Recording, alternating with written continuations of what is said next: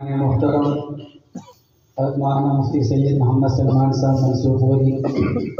زیدہ مجدہ کے بہت شکر گزار ہیں کہ حضرت نے دعوت کو قبول فرمایا، اس سخت سردی میں سفر کیا، تشریف لائے اور ہمیں اپنی قیمتی نصیحتوں سے، قیمتی باتوں سے نوازا۔ میں سب حضرات کی طرف سے خصوصاً حضرت ناظم اعلیٰ حضرت شیخ الحدیث حضرت مولانا سید محمد عاقل صاحب دامت برکاتہم العالیہ اور اپنے تمام اساتذہ اور طلباء کی طرف سے تہ دل سے شکریہ ادا کرتا ہوں، اور یہ بھی درخواست کرتا ہوں کہ حضرت مفتی صاحب آئندہ بھی ہماری دعوت کو قبول فرماتے رہیں۔ جب تکلیف دی جائے تو تکلیف قبول کریں اور تشریف لائیں،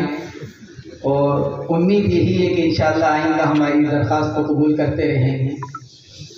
حضرت مفتی صاحب نے جس تفصیل کے ساتھ عزیز طلباء کو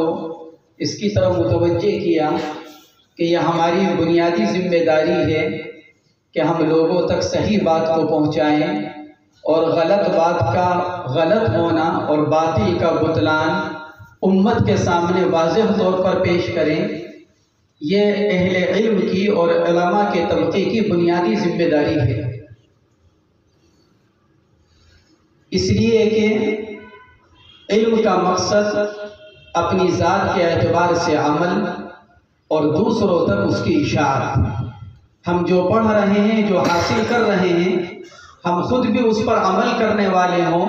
اور دوسروں تک بھی وہ علم پہنچانے والے ہوں۔ یہ اللہ تبارک و تعالیٰ نے اہل علم پر ڈبل ذمہ داری رکھی ہے، عمل کی بھی اور اشاعت کی بھی۔ اس لیے ہمارا علم برائے عمل اور برائے اشاعت ہو، ہمارا علم محض برائے سند نہ ہو۔ اپنا صرف مظاہری اور قاسمی ہونا یہ مقصود نہ ہو، بلکہ مقصود یہ ہو کہ علم حاصل کر کر انشاءاللہ امت کو صحیح علم پہنچائیں گے، امت کو صحیح دین پہنچائیں گے، صحیح کو صحیح ہونا بیان کریں گے اور غلط کو غلط ہونا بیان کریں گے۔